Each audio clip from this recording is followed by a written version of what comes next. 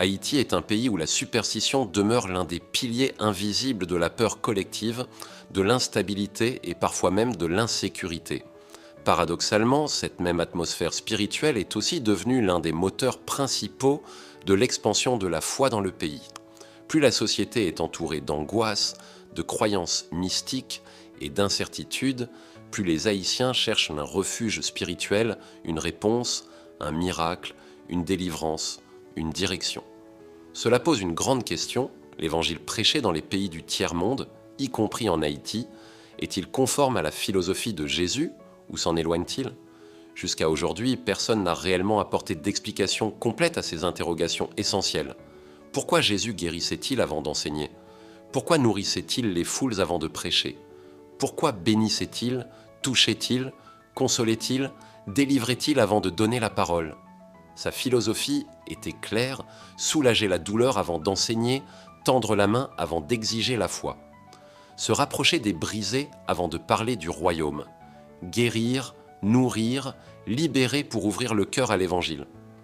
C'est donc à la lumière de la philosophie de Jésus que nous allons analyser plusieurs leaders évangéliques, haïtiens, et comprendre pourquoi les fidèles marchent et persévèrent dans leurs églises.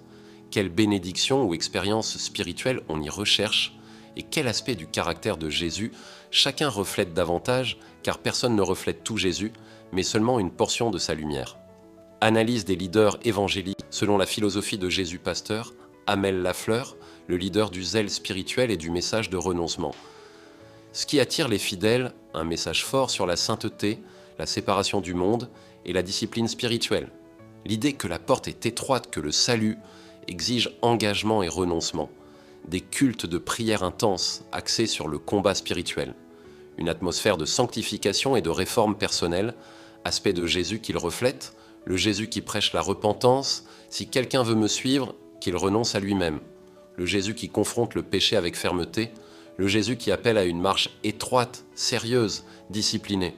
Pourquoi marcher dans cette église? Pour ceux qui recherchent rigueur, transformation personnelle et vie consacrée.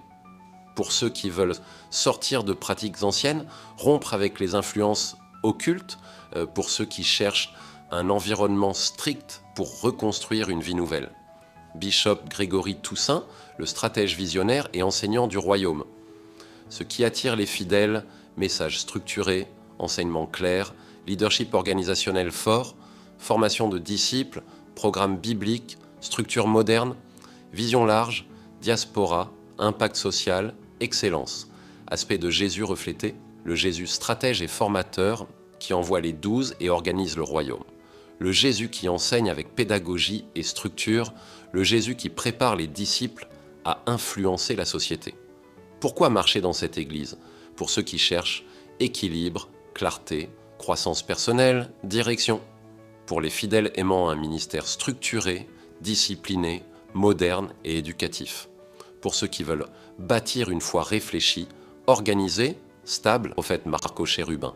Le messager de puissance et de délivrance, ce qui attire les fidèles, ministère prophétique puissant, témoignage de délivrance, de restauration et de guérison, atmosphère de foi émotionnelle, présence tangible du spirituel, message qui parle directement aux blessures, aux combats, aux besoins urgents, aspect de Jésus reflété, le Jésus qui chasse les démons, délivre les opprimés, guérit les malades, le Jésus qui touche les zones de souffrance profonde, le Jésus qui attire les foules par miracle et compassion. Pourquoi marcher dans cette église? Pour ceux qui vivent des combats spirituels intenses, pour les cœurs brisés cherchant un toucher direct de Dieu, pour les personnes ayant besoin de restauration émotionnelle et de délivrance. Pasteur Mallory Laurent, le pasteur de la foi, pratique et de la transformation familiale. Ce qui attire les fidèles, un ministère centré sur la foi du quotidien. Accent sur la transformation de la famille, la restauration morale, la guérison intérieure. Enseignement simple, accessible, orienté vers la vie réelle. Atmosphère chaleureuse, fraternelle, aspect de Jésus reflété. Le Jésus proche des familles, assis dans les maisons, parlant du quotidien. Le Jésus qui restaure, qui accueille, qui bâtit. Le Jésus qui enseigne avec simplicité et tendresse. Pourquoi marcher dans cette église? Pour les familles cherchant stabilité morale et émotionnelle. Pour une foi simple, pratique, qui parle à la vie réelle, pour ceux qui veulent un environnement chaleureux et rassurant. Pasteur Muscadin André, le leader missionnaire, social et de compassion. Ce qui attire les fidèles, sens de compassion pour les brisés.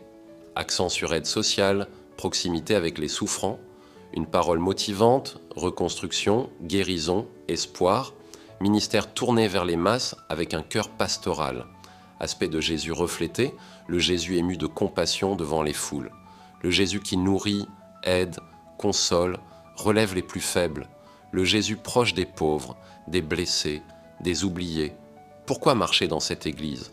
Pour ceux qui cherchent un Dieu qui prend soin, pour ceux en situation de fragilité qui ont besoin d'espoir pratique, pour ceux qui veulent sentir la chaleur humaine et la miséricorde.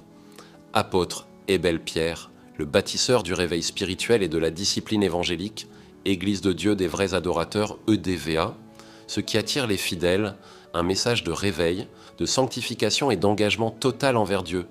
Des cultes intenses axés sur la prière, la louange et la recherche profonde de la présence de Dieu.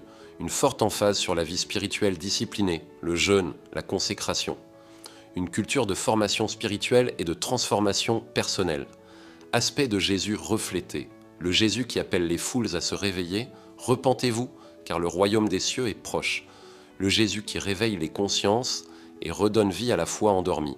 Le Jésus qui forme des disciples engagés, non des spectateurs. Pourquoi marcher dans cette Église? Pour ceux qui cherchent un renouveau spirituel profond, pour les croyants qui veulent sortir de la routine et vivre une foi active, vibrante, pour ceux qui désirent une communion intense avec Dieu et un encadrement spirituel sérieux. Pasteur Job Fénelon, le protecteur pastoral et thérapeute spirituel des âmes blessées, ministère Rapha, Dieu qui guérit. Ce qui attire les fidèles, un ministère orienté vers la guérison intérieure, physique et émotionnelle. Une parole d'encouragement, de restauration et de rédemption. Une approche pastorale douce, humaine, proche des souffrants et des traumatisés. Une emphase sur la dimension thérapeutique de l'Évangile. Aspect de Jésus reflété, le Jésus médecin des cœurs, il guérit ceux qui ont le cœur brisé. Le Jésus qui touche les blessures invisibles et restaure les âmes fatiguées. Le Jésus qui relève, console, panse les plaies et redonne dignité. Pourquoi marcher dans cette Église? Pour ceux qui vivent des blessures émotionnelles, de la douleur ou du rejet, pour les personnes qui ont besoin de sentir la tendresse restauratrice de Dieu, pour ceux qui cherchent la paix intérieure, la guérison de l'âme et un refuge sûr. Qui reflète le plus la philosophie de Jésus?